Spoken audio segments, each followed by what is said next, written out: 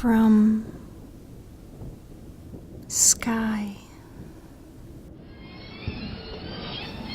down to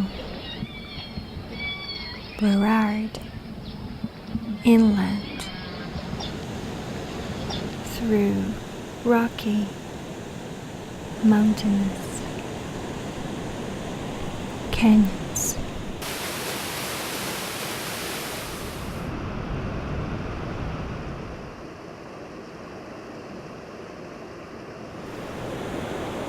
Flows, sweet, frolicky water. It is water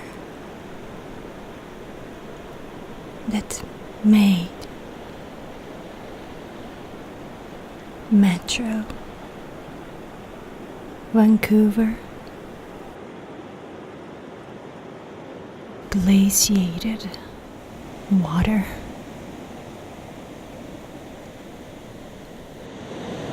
Abundant water. Sweetest water.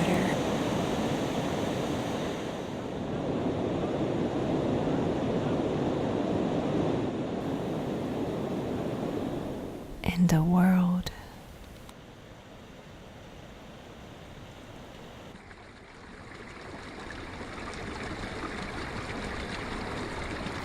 When glaciers thaw,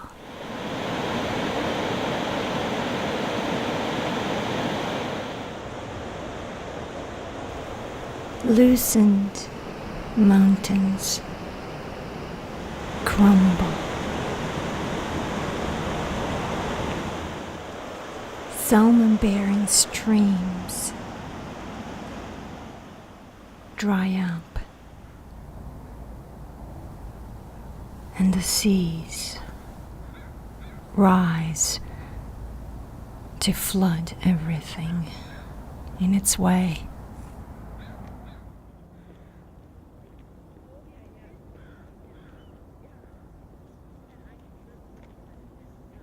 A current sharp rise in fossil fuel emissions defies warnings about global warming of atmospheric and water temperatures.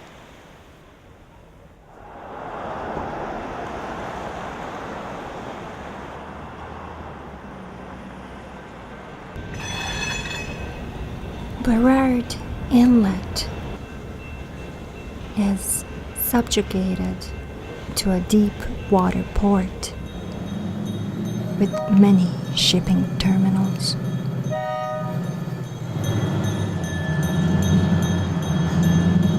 Pipelines, trains, and trucks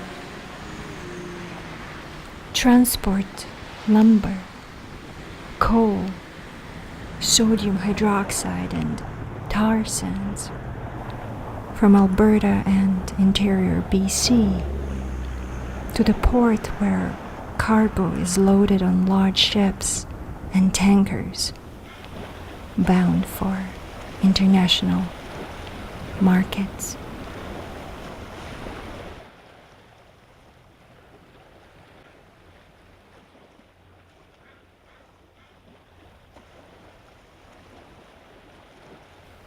Despite the calls from the rest of the world to turn off the tar sands for the sake of global survival, Canada is making Burrard Inlet into the Asia-Pacific gateway. The Trans-Mountain Pipeline is expected to offload 700,000 barrels of tar sands per day at the Kinder Morgan terminal. Up to 400 supertankers a year would be required to pick up crude shipments to Asia.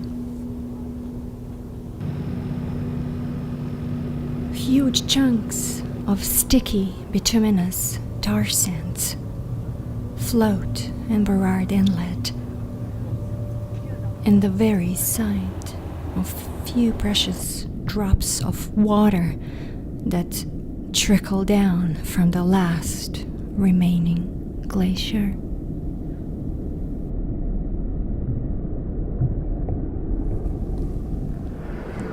Long ago, the inlet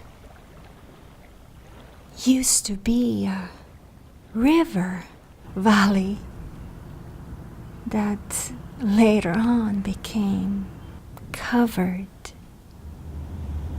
in ice.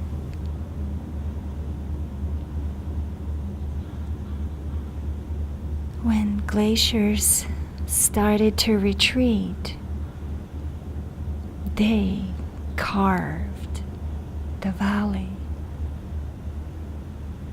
into a deep water fjord in the shape of a mother's womb.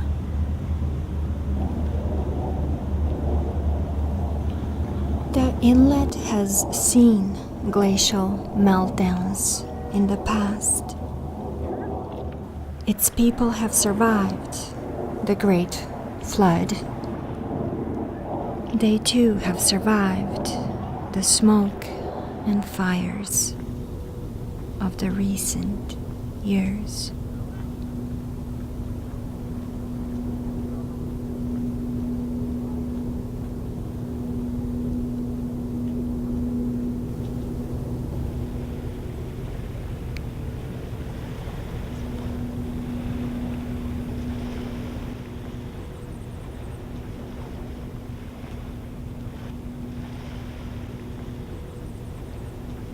Squamish and Tsleil-Waututh First Nations share their story of survival from 12,000 years ago.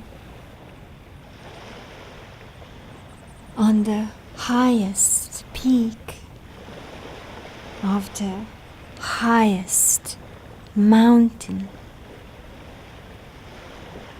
First Nations built the largest canoe ever.